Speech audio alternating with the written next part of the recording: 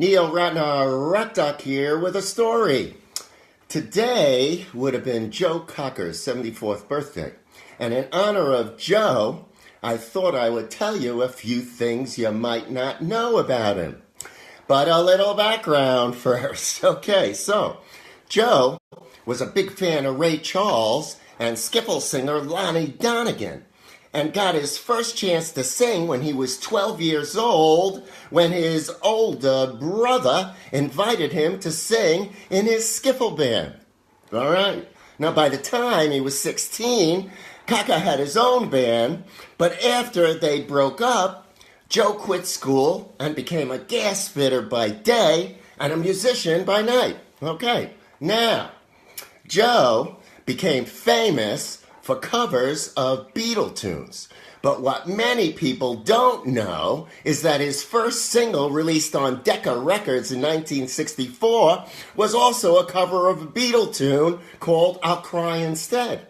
And despite a lot of promotion, that tune actually bombed. Of course, later in his career, he would do Beatle tunes that wouldn't bomb, and he'd become known for his Beatle tunes, and the Beatles would thank him, and it was a good thing for both the Beatles and for both Joe. All right, now, however, the tune, this first Beatles tune, had some interesting session guitarists. Big Jim Sullivan was one, and he played a very special Gibson Les Paul, which was actually the first Les Paul ever played in the United Kingdom, and the guitar was actually once owned by none other than Sister Rosetta Tharpe. And if you don't know that name, look her up. She was one of the first rock and roll singers. All right. Now, the other guitarist on the track, who was called Little Jim at the time, Big Jim Sullivan, Little Jim, was this hot young session guitarist named Jimmy Page. And we all know what happened to Jimmy Page. Okay, now, as a matter of fact, it wouldn't be the last time Joe Cocker and Jimmy Page crossed paths.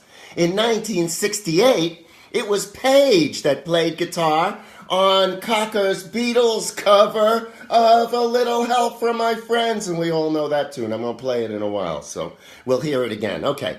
Also on that tune, Procol Harum's drummer B.J. Wilson and Chris Stanton on bass. Okay. Now, Joe was known for his crazy stage performance, flailing his arms around widely. Now, according to Cocker, I guess that came with my frustration at never having played piano or guitar.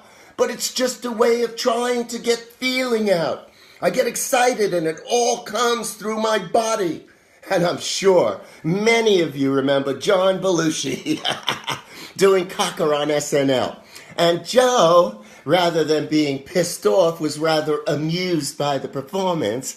And a few years later, if you all remember, he appeared on the show with Belushi in an epic duet. All right, should we listen to A Little Help from My Friends? I think so.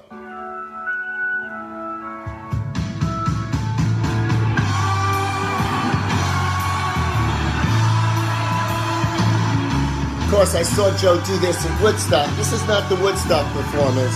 This is actually a performance he did for the Queen's Jubilee with all kinds of other stars. Phil Collins on drums, Brian May on guitar, but it's a good version. Would you stand up and walk out on me? Lay Me your ear, and I'll sing you a song. and I'll I will try not to sing out of key. I wanna get out. I keep trying with my I wanna get out with my holding on with my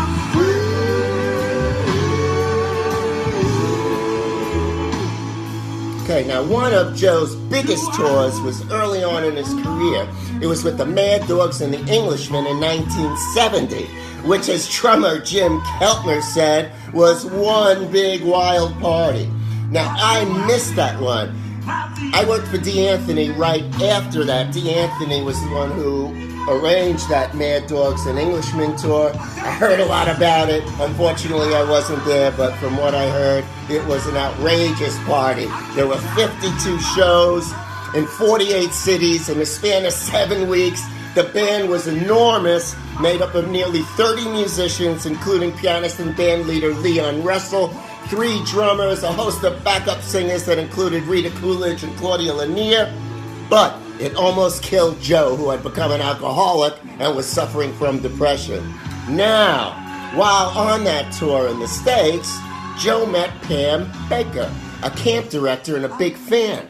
And when Joe divorced his first wife in 1978 and decided to move to the States, Pam convinced her friend, none other than Jane Fonda, to lend Joe a ranch she owned, So it all worked out very well. Pam helped Joe clean up, and years later the two married.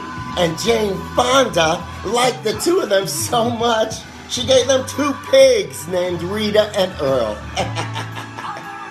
Another interesting fact about Joe, even though he lived in the States for many years, he always imported his tea from England. And being a proud Englishman, he never became a citizen because, as he put it, he couldn't renounce his allegiance to the Queen. All right.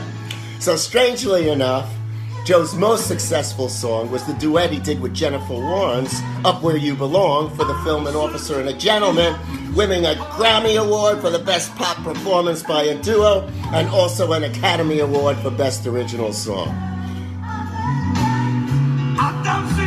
But for me, this was the Joe Cocker that I loved. And we all get by with a little help from our friends, don't we? Where would we be without our friends? All right, that's my story for today. Neil Ratner Rock Doc. Have a great day. And I'll see you real soon.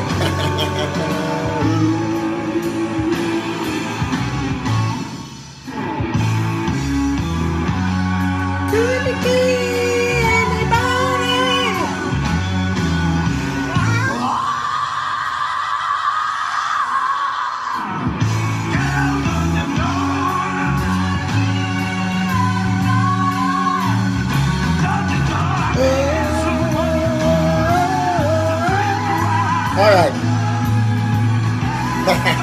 Let's get out of here today.